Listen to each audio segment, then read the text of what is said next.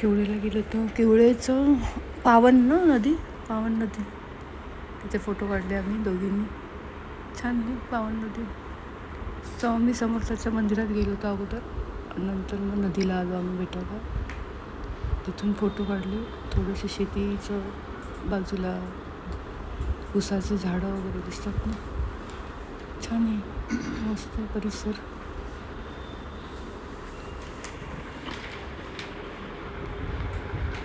झाडांचं दृश्य पण सगळ्यांना आनंद झाला. खूप मस्ती केली आम्ही.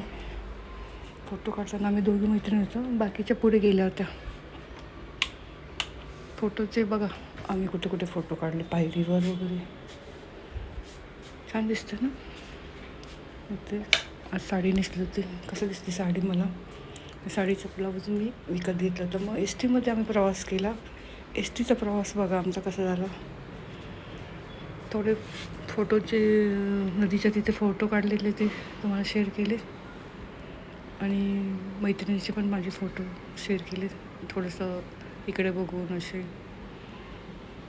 आणि मग एस टीमध्ये आम्ही आलो. एस टीचा प्रवास बघा आमचा 20 रुपयात झाला, किवळे ते केटाऊनमध्ये. छान वाटलं, मस्त वाटलं, सगळ्यांना आनंद झाला. बघा एस टीमध्ये आम्ही सगळे बसलो होतो. खूप मैत्रिणी माझ्या 10-15 जणी. थोडंसं व्हिडिओ पण केला मी त्यांचा. आणि इथं आम्ही चाललो, तिथं आम्ही किवळेच्या तिथून आलो होतो ना, किवळे गावाकडे आलो आम्ही. किवळे ये ले लीजिए ना फोटो. वही ना आम्ही इथं एक स्वामी समर्थाचं मंदिरात आलो होतो. नंतर आम्ही इकडे आलो बघा नदीजवळ. छान आहे ना नदी.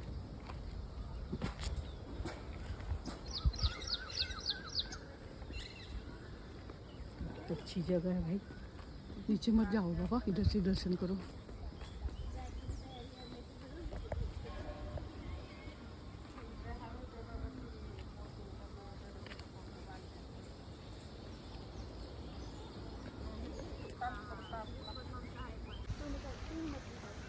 चलो. अरे भाई तुम लोग तो हिंदी बोल रहे हो, बड़ा अच्छा. कहाँ से हो तुम लोग? इधर ही रहते हैं. अच्छा, हिंदी तो अच्छा बोल लेते हो. हम लोग तो यूपी के हैं. वो यही के. अच्छा, तो हिंदी वाले बहुत कम बोलते हैं बाहर. आम्ही आलो इकडे किवळेला आलो आम्ही. आणि हे करायचं होतं आम्हाला, मंदिर बघायचं होतं. मठ आहे आणि स्वामी समर्थाचं मठ आहे. खूप आनंद झाला मला.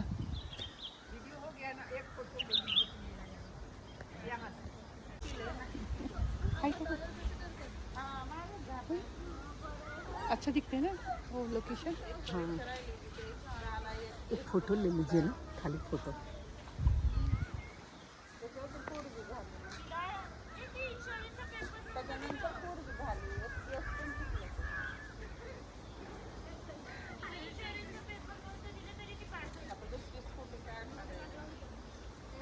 बहुत सुंदर व्यू आ रहा है.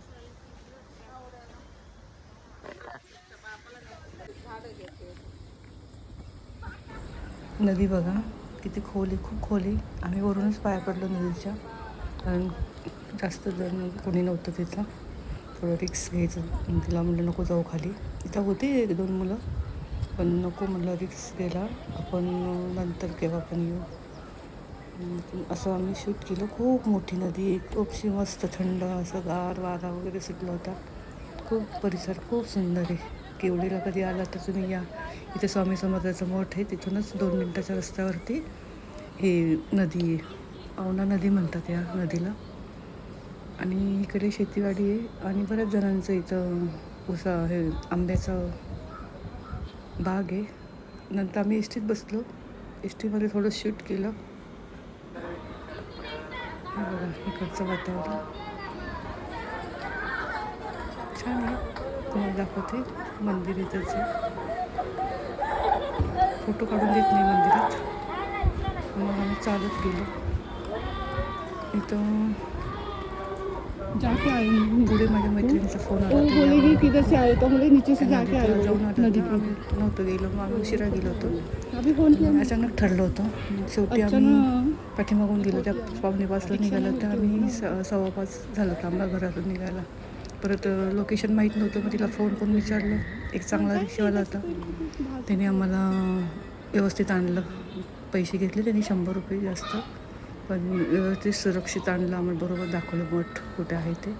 मग आम्ही इथं मंदिर झालो दुसऱ्या भैरवनाथाचे वाटतं, आणि तिथं थोडंसं मी शूट केलं. छान आहे मंदिर, खूप सुंदर आहे. गणपती आहे, दत्ताचं आहे आणि कालभैरवाचं आहे, आणि शेजारी अजून एक मंदिर आहे, तुम्हाला दाखवते चला. नाही बघा, खूप मोठं मंदिर आहे, छान आहे. केवळेगाव मी पहिल्यांदाच आली होती. इथं भैरवनाथाचं मंदिर दिसते, आणि इथं दत्तात्रेयचं आणि गणपतीचं.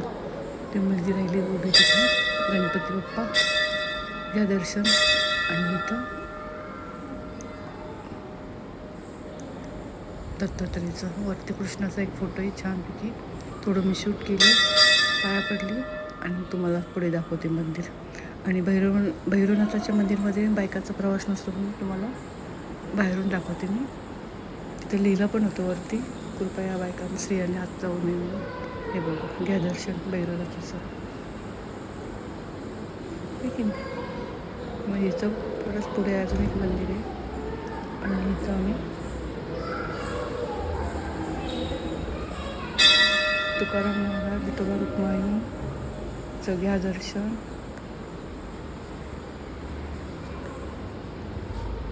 संत तुकाराम महाराज, छान केलं मंदिर, विठोबा रुक्माईचं मंदिर.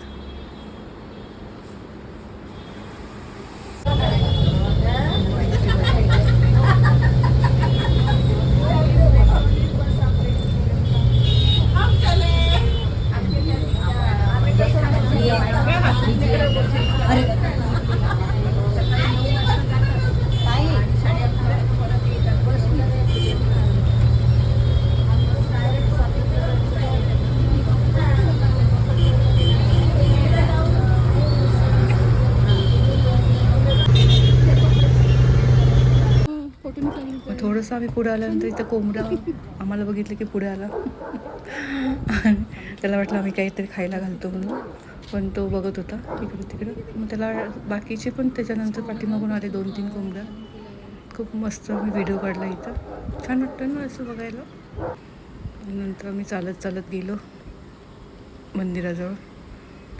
यांचा फोन आला, तर मग इथं एक बगीचा दिसला, म्हणजे कशाची बाग, आंब्याची बागीचा आहे. तिथं आंबे वगैरे पडलेले होते. मग ही म्हणे चल आपण जाऊ आंबे घ्यायला. म्हटलं नाही, मार खायचं काम करशील म्हणजे हे कुणाच तरी आहे रोज. तिथं होतं एक आतमध्ये सगळे मुलं बायका वगैरे दिसत होत्या.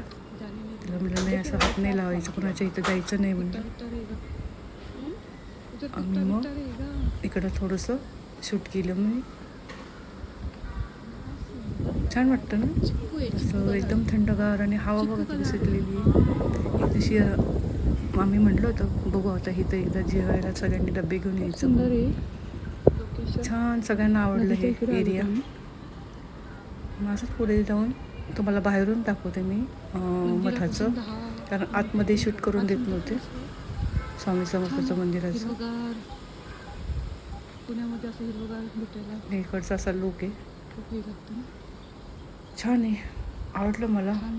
खूप दिवसांनी मला स्वामी समर्थाचं मंदिर म्हणजे पुण्यात आल्यापासून मला म्हणजे सापडलंच नाही. आम्ही ह्या रूममध्ये आल्यापासून आज मला ते दर्शन झालं. आज हे होतं, गुरुपुष अमृत होतं ना, आणि अधिक महिना लागला ना, तर त्यावेळेस सगळ्यांनी ठरवलं की शक्यतो आम्ही देवाचं दर्शन घ्यायचं, आणि मग जसं जमेल तसं कुठल्या देवाचं दर्शन घ्यायचं. नेमकं इथं मारुती मंदिर पण भेटलं आम्हाला.